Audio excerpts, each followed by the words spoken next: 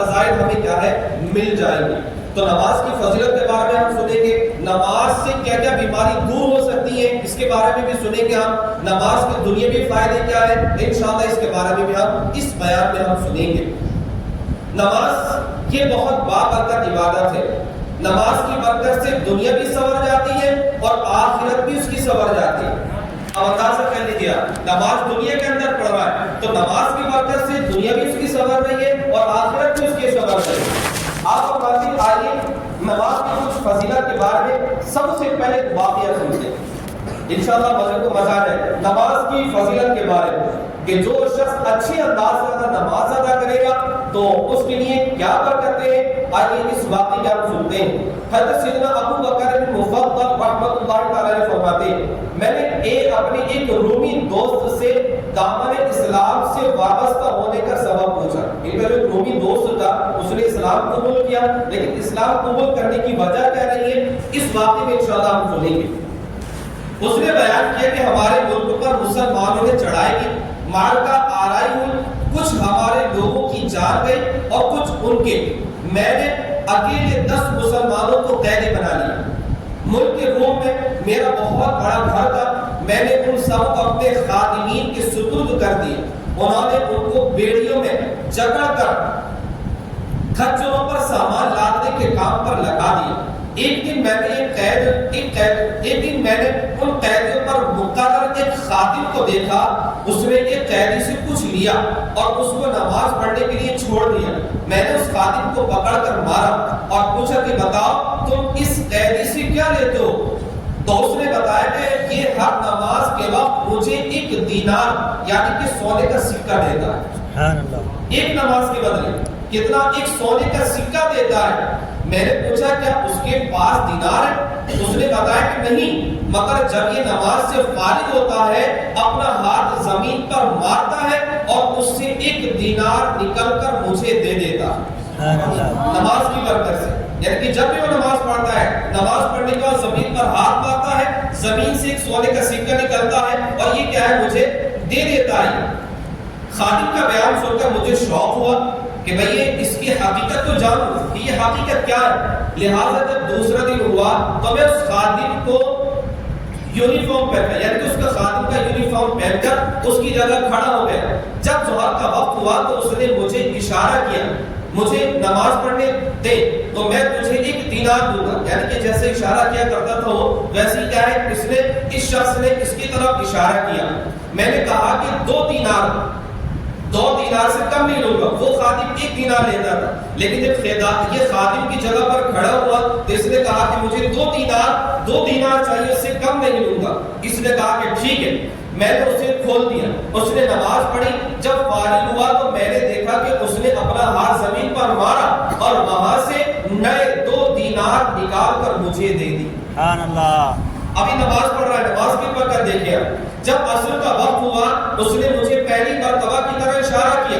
میں نے اسے اشارہ کیا کہ میں 5 دینار سے کم نہیں لوں گا.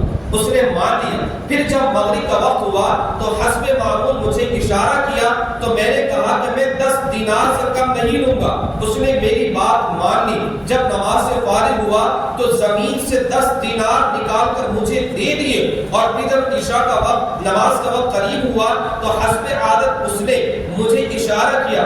میں نے کہا کہ میں 20 دینار سے کم نہیں لوں گا. پھر بھی اس نے میری بات تسلیم کر لی اور نماز سے فراغت پا کر اس نے زمین سے 20 دینار نکال کر مجھے تھما کر کہنے لگا جو مانگنا ہے مانگو, میرا مولا بہت غنی اور کریم ہے. کتنا کریم ہے وہ. کہاں 1 سکہ, 2 سکے, 5, 10, 20. اب اندازہ کر لیجیے آپ. لیکن بعد میں کیا جواب دیا کہ مانگو جتنا مانگنا ہے, میرا مولا جو ہے یہ بہت غنی اور کریم ہے, میں اس سے جو مانگوں گا وہ مجھے عطا کرے گا. اب اندازہ کر لیجیے اس کا یہ معاملہ دیکھ کر مجھے یقین ہو گیا کہ یہ ولی اللہ, مجھے پر اس کا روب طاری ہو گیا اور میں نے اس کو زنجیر سے آزاد کر دیا. اور وہ رات میں نے رو کر گزاری.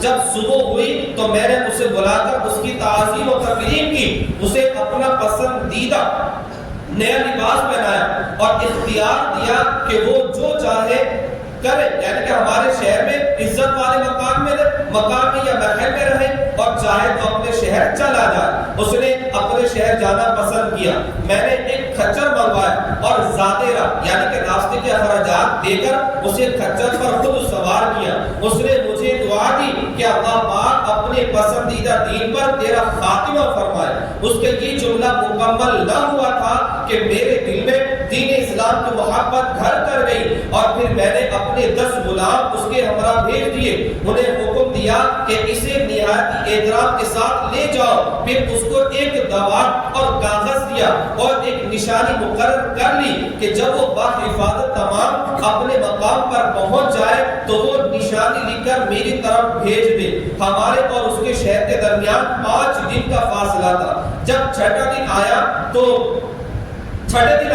تو میرے خدام میرے پاس آئے اور ان کے پاس رقعہ بھی تھا جس میں اس کا خط اور وہ علامت موجود تھی۔ میں نے اپنا غلاموں سے جلدی پہنچنے کا سبب دریافت کیا تو انہوں نے بتایا کہ جب ہم اس کے ساتھ یہاں سے نکلے تو ہم کسی تھکاوٹ اور مشقت کے بغیر گھڑی بھر وہاں پہنچ گئے، یعنی کہ 5 دن کا سفر بنا مشقت کے گھڑی بھر میں پہنچ گئے، لیکن واپسی پر وہی سفر 5 دنوں میں طے ہوا۔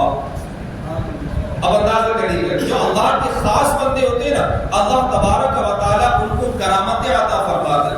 جب وہاں سے نکلے تھے چند منٹ میں پہنچ گئے تھے، لیکن جب اس کے پاس سے جب اپنے مالک کے پاس پہنچے تو 5 دن کا سفر طے کر کے پہنچے۔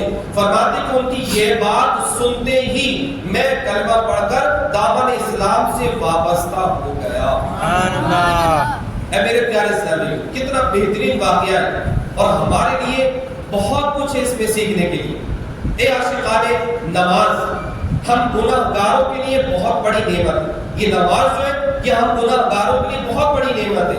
میرے آقا اعلیٰ حضرت رحمت اللہ تعالیٰ نے فرماتے ہیں نماز پنجگانہ یعنی کہ 5 وقت کی نمازیں اللہ پاک کی وہ نعمت عظمیٰ ہے کہ اس نے اپنے کرم عظیم سے خاص ہم کو عطا فرمائی، یہ ہمیں عطا فرمائی ہے۔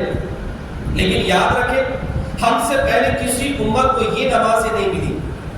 کتنے خوش نصیب ہے یہ امت، ہم سے پہلے کسی کو نماز نہیں ملی ہے۔ اور یاد رکھیے گا ہر مسلمان عاقل و بالغ مرد و عورت پر روزانہ 5 وقت کی نماز فرض کی گئی۔ کتنے وقت کی نماز؟ 5 وقت کی نماز مسلمان مرد و عورت پر، یعنی کہ جو عاقل ہے اس کی فرضیت یعنی کہ فرض اگر کوئی انکار کرے تو وہ کافر ہے، اور جو جان بوجھ کر ایک نماز ترک کر دے وہ فاسق، سخت گناہگار اور عذاب نار کا حقدار ہوگا۔ اے میرے پیارے اسلامیوں، 100 کروڑ افسوس آج اکثر مسلمانوں کو نماز کی بالکل پرواہ نہیں۔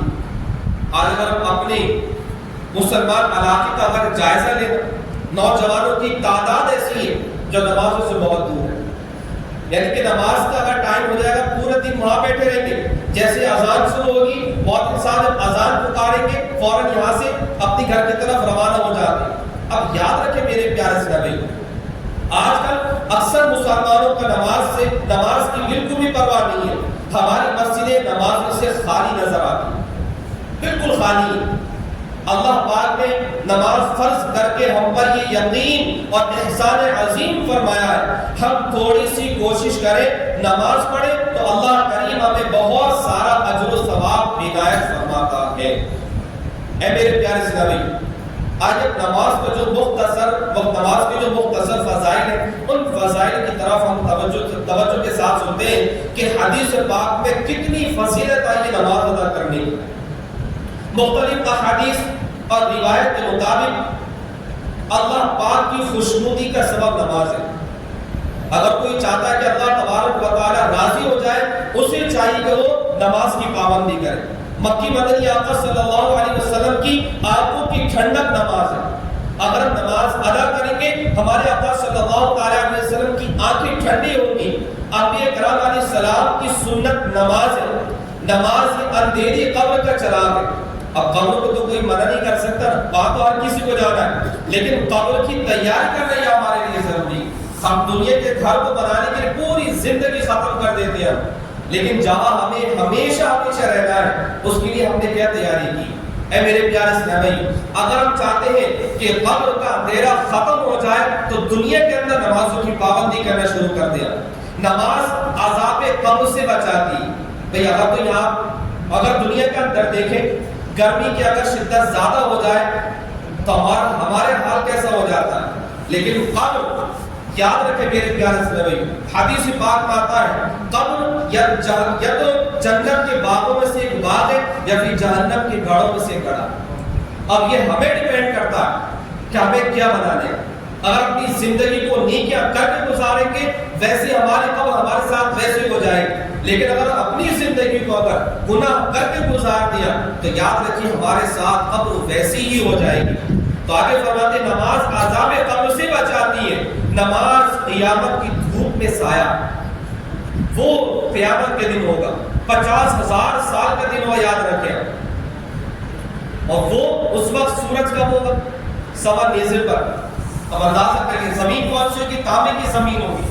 اب یعنی اس کا اندازہ کر لیجیے جب سخت گرمی ہوتی ہے ہم پتھر پر اپنا پیر نہیں رکھ سکتے، وہ پتھر جو دھوپ کے اندر ہوتا ہے، کیوں؟ ہمارا بدن اتنا نازک ہے اس کو برداشت نہیں کر سکتا۔ تو یاد رکھیں جہنم کے عذاب کو کیسے برداشت کر سکے گا؟ نماز قیامت کی دھوپ میں سایہ ہے، نماز پل صراط کے لیے آسانی ہے، اور نماز یہ نور ہے۔ کیا ہے نماز؟ اگر غور کریں نا جو نماز کی پابندی کرتے ہیں ان کے چہرے دور سے نظر آتے ہیں، کیونکہ نور ہی ایسا ہوتا ہے۔ نماز کی جنت کی کنجی، نماز کیا ہے؟ یہ جنت کی کنجی ہے، اور نماز جہنم کے عذاب سے بچاتی ہے۔ یہاں تھوڑی سی سستی ختم کر کے اگر نمازوں کی پابندی کر لیں گے نا تو یاد رکھیے ہم قبر کے عذاب سے محفوظ ہو جائیں گے، قیامت کی ہولناک دھوپ سے محفوظ ہو جائیں گے، اور اگر نماز دنیا کے اندر پڑھیں گے تو جہنم کے عذاب سے بھی ہمیں کیا ہے نماز بچا سکتی ہے۔ تو یاد رکھیے نماز سے رحمت نازل ہوتی ہے، نماز سے کیا ہے رحمت نازل ہوتی ہے، اور اللہ پاک بروز محشر نمازی سے راضی ہوگا۔ اب اس کے برعکس دیکھ لینا، اگر کوئی بے نمازی ہے کیا وہ فضیلت ہے یہ ساری اس کو ملے گی؟ نہیں مل سکتی۔ یاد رکھیں یہ اسی کو ملے گی جو نماز کی پابندی کرے گا، جو نماز کو نماز کے طریقے سے ادا کرے گا۔ اسی طرح سے نماز دین کا ستون ہے۔ کس کا ستون ہے؟ دین کا ستون ہے۔ اگر پلر کمزور ہو کیا اس پر بلڈنگ بن سکتی ہے؟ نہیں بن سکتی، یاد رکھیں۔ لیکن ہمیں کیا ہے اگر اپنے پلر کو مضبوط کرنا ہے تو نماز کی پابندی کرنا ہے۔ انشاءاللہ اگر پلر مضبوط ہوگا نا تو آٹومیٹک ساری چیزیں مضبوط ہو جائیں گی ہماری۔ اسی طرح سے اللہ پاک بروز محشر نمازی سے راضی ہوگا۔ نماز دین کا ستون ہے، نماز سے گناہ معاف ہوتے ہیں، اور نماز دعاؤں کی قبولیت کا سبب ہے۔ آج ہم کہتے ہیں آپ یہ کہتے ہیں ہماری دعائیں قبول نہیں ہو رہی، آپ نماز پڑھتے ہو تو دیکھیں آپ نماز پڑھنے کے بعد اللہ تبارک و تعالیٰ کی بارگاہ میں دعا کر کے تو دیکھیں آپ، اگر دعا قبول نہ ہو تو پھر کہیے گا۔ اور کوئی یہ کہتا ہے کہ دعا قبول نہیں ہو رہی، بھائی ہو بھی سکتا ہے کہ ہمارے حق میں بہتر نہ ہو سکتا ہے کہ ہمارے حق میں بہتر نہ ہو، لیکن یاد رکھیں میرے پیارے نبی اگر کوئی یہ چاہتا ہے کہ میری دعا قبول ہو آپ تہجد میں اٹھیں، اللہ تبارک و تعالیٰ کی بارگاہ میں 2 رکعت نفل نماز ادا کریں، اور پھر اس کے بعد سجدے میں اپنا سر رکھ کر پھر اللہ تبارک و تعالیٰ سے ہم کلامی کا شرف حاصل کریں۔ پھر دیکھیں آپ کہ اللہ تبارک و تعالیٰ کیسے آپ کو نوازتا ہے، کیونکہ وہ وقت ایسا ہوتا ہے وہ قبولیت کا وقت ہوتا ہے۔ آپ دعا کر کے تو دیکھیں آپ، کیونکہ اس وقت دنیا سو رہی ہوتی ہے، آپ کے والے سو رہے ہوتے ہیں، سب سو رہے ہوتے ہیں، لیکن جب اللہ کا نیک بندہ جب اٹھتا ہے اس کے بعد 2 رکعت نفل ادا کرتا ہے اور اپنے سر کو سجدے میں رکھ کر جب اللہ تبارک و تعالیٰ کی بارگاہ میں جب وہ مانگتا ہے نا پھر اللہ تبارک و تعالیٰ فرشتوں کے درمیان اپنے اس بندے پر فخر فرماتا ہے۔ کیسا بندہ ہو گیا اے میرے پیارے اسلامی؟ نماز دعاؤں کی قبولیت کا سبب، نماز بیماریوں سے بچاتی ہے۔ آج کہتے ہیں نا آج ہم بیمار ہیں، جی آج انشاءاللہ سنیں گے ہم کہ نماز سے کیا کیا بیماری دور ہو سکتی ہے۔ نماز یہ بیماریوں سے بچاتی ہے، نماز سے بدن کو راحت ملتی ہے۔ نماز لیکن بدن کو راحت کیسے ملے گی؟ نماز سے بیماری کیسے دور ہوگی؟ جب سنت کے مطابق ہم نماز کو ادا کریں۔ جی ہاں، اب انشاءاللہ عز و جل اگر یہاں کے اگر جو ذمہ دار اگر وہ چاہیں تو 7 دن کا نماز کو ماشاءاللہ یہاں پر ہو سکتا ہے، شارٹ اور زیادہ نہیں، آپ آدھا گھنٹہ دیں کم سے کم آپ کی نمازیں درست ہو سکتی ہے.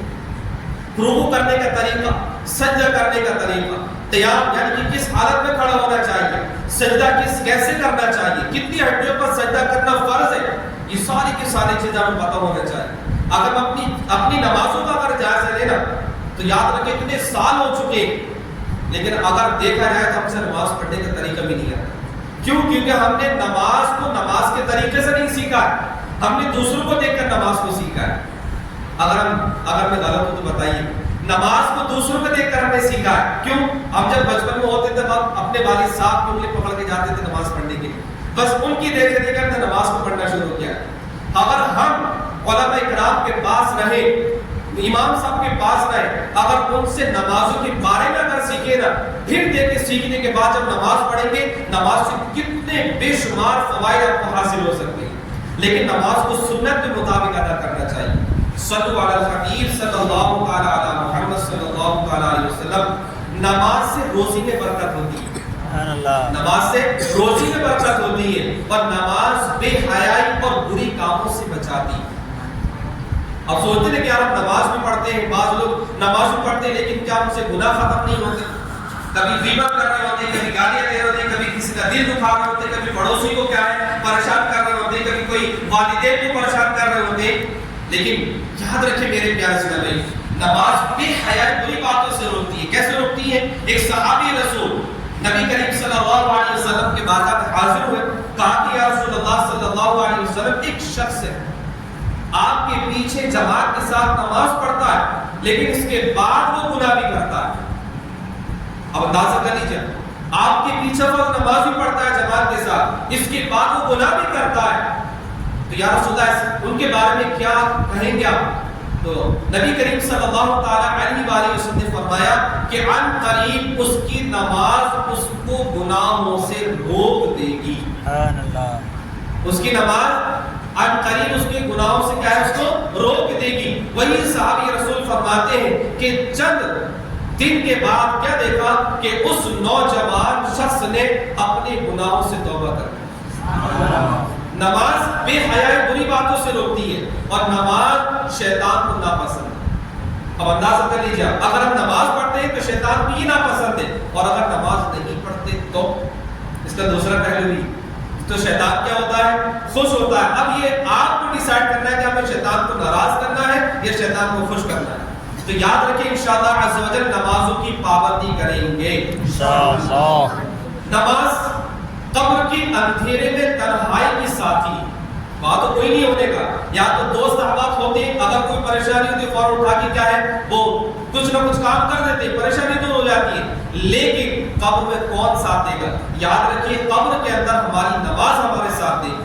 نماز نیکیوں کے پلڑے کے وزن ہی بنتی ہے، اور نماز یہ مومن کی معراج ہے. سبحان اللہ. نماز کیا ہے؟ مومن کی معراج ہے، اور نماز کا وقت پر ادا کرنا تمام اعمال سے افضل ہے. یعنی کہ جو اس کا حکم ہے ان کے وقتوں پر ادا کرنا یہ تمام اعمال سے افضل ہے. اور نماز کے لیے سب سے بڑی نعمت سنیں گے تو انشاءاللہ مزے کو مزہ آ رہا ہے. سب سے بڑی نعمت کس کے لیے؟ نمازی کے لیے. نمازی کے لیے سب سے بڑی نعمت یہ ہے کہ اسے بروز قیامت اللہ تبارک و تعالی کا دیدار نصیب ہوگا. سب سے بڑی نعمت کس کے لیے ہے؟ نمازی کے لیے. نمازی کے لیے سب سے بڑی نعمت یہ ہے کہ قیامت کے دن اللہ تبارک و تعالی کا دیدار اس کو نصیب ہوگا. اے میرے پیارے اسلامی، نماز میں اللہ پاک نے بہت ساری خصوصیات رکھی.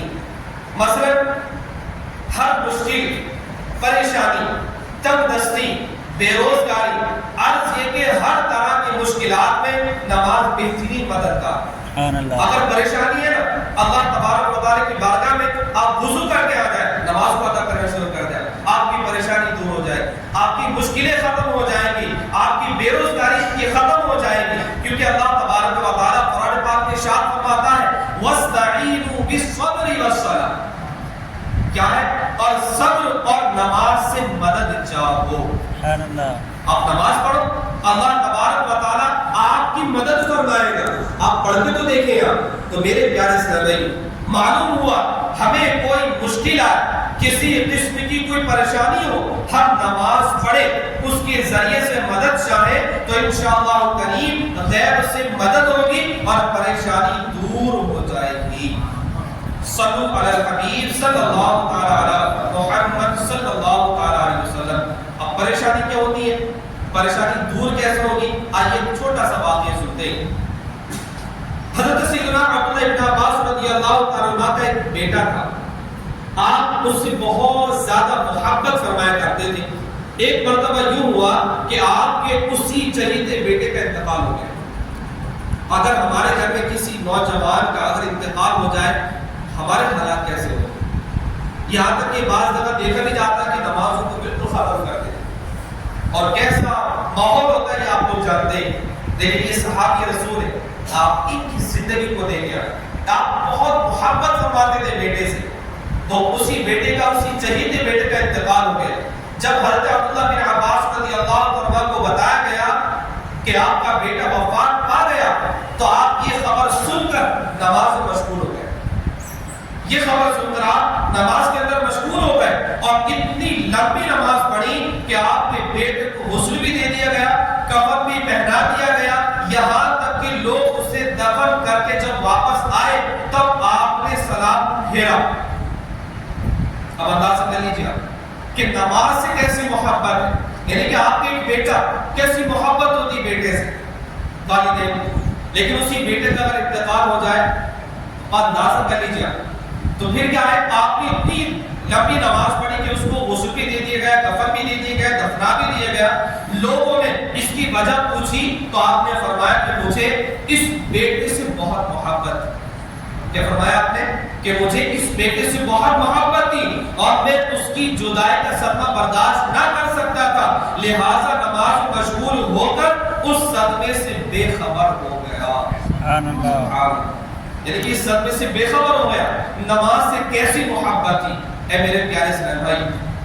اسی طرح سے مشہور ولی اللہ حضرت سیدی سقطی رحمۃ اللہ تعالی علیہ کی خدمت بابرکت میں آپ کی پڑوسن نے حاضر ہو کر عرض کیا کہ رات میرے بیٹے کو سپاہی پکڑ کر لے گئے، رات میرے بیٹے کو سپاہی پکڑ کر لے گئے، شاید اسے تکلیف پہنچائیں گے، برائے کرم میرے بیٹے کی سفارش فرما دیجیے یا کسی کو میرے ساتھ بھیج دیجیے۔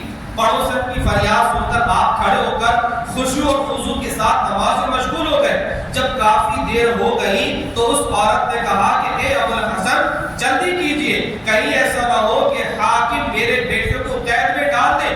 آپ نماز میں مشغول رہے، آپ نماز میں مشغول رہے۔ پھر سلام پھیرنے کے بعد فرمایا کہ اللہ کی بندی میں تیرا معاملہ ہی تو حل کر رہا ہوں۔ سبحان اللہ۔ ابھی یہ گفتگو جاری تھی، اس پڑوسن کی خادمہ آئی اور کہنے لگی کہ بی بی جی گھر چلیے، آپ کا بیٹا گھر آ گیا ہے نماز کی برکت سے۔ اے میرے پیارے اسلام بھائی، جب کبھی کوئی مصیبت آ جائے، اگر کوئی پریشانی آ جائے یا بلا نازل ہو جائے یا کوئی نازک معاملہ اگر درپیش ہو تو فوراً نماز کا سہارا لینا چاہیے۔ فوراً کس کا سہارا لینا چاہیے؟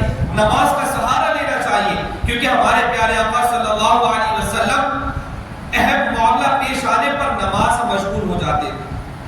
آپ کو جب بھی اہم معاملہ پیش آتا تو نبی کریم صلی اللہ علیہ وسلم نماز میں مشغول ہو جاتے تھے، کیونکہ نماز تمام اذکار اور دعاؤں کی جامع یعنی کہ پورا کرنے والی ہے اور اس کی برکت سے رنج و غم سے راحت ملتی ہے۔ اور یہی وجہ ہے کہ مدینے کے تاجدار صلی اللہ تعالی علیہ وسلم فرماتے ہیں اے بلال ہمیں نماز سے راحت پہنچاؤ، یعنی کہ بلال اذان دو تاکہ ہم نماز میں مشغول ہوں اور ہمیں راحت مل جائے۔ سبحان اللہ۔ اے میرے پیارے اسلامی، ہم نے سنا کہ نماز کی کتنے بے شمار فضائل و برکات ہیں۔ اسی طرح سے نماز کی خصوصیت میں اہم خصوصیت یہ بھی ہے کہ نماز بہترین علاج ہے۔ نماز کیا ہے؟ یہ بہترین علاج ہے، کیونکہ حضرت ابو رضی اللہ عنہ بیان کرتے ہیں ایک بار میں نماز پڑھ کر سرکار مدینہ صلی اللہ تعالی علیہ وسلم کے پاس بیٹھ گیا۔ آپ صلی اللہ علیہ وسلم نے فرمایا کیا تجھے پیٹ میں درد ہے؟ میں نے عرض کیا کہ جی ہاں، تو آپ صلی اللہ علیہ وسلم نے فرمایا اٹھو نماز پڑھو کیونکہ نماز میں شفا ہے۔ سبحان اللہ۔ تو پیارے اسلامی بھائی، اگر ہم نماز کے متعلق اور زیادہ سیکھنا چاہتے ہیں تو الحمدللہ عز و جل یہاں پر تربیتی کورس بھی جاری ہے، اور تربیتی کورس کے اندر دیگر چیزیں یہاں پر سکھائی جاتی ہیں، اور اگر ہو سکے تو دعوت اسلامی کے تحت ہمارے شارٹ کورس بھی ہوتے ہیں جس میں نماز کا طریقہ بھی سکھایا جاتا ہے، وضو کا طریقہ، غسل کا طریقہ، ٹھیک ہے، نماز کے شرائط، نماز کے فرائض، نماز کے واجبات، نماز کے مفسدات، اسی طرح سے اور دیگر چیزیں بھی کیا ہے الحمدللہ اس شارٹ کورس میں سکھائی جاتی ہیں۔ تو آپ سے بھی عرض ہے اگر آپ تیار ہو تو انشاءاللہ عز و جل نماز کورس یہاں پر شروع کر دیا جائے گا، باقی انشاءاللہ جو آپ کے ذمہ دار ہیں آپ ان سے رابطہ کر لیجیے گا۔ اللہ تبارک و تعالیٰ کی بارگاہ میں دعا ہے کہ ہم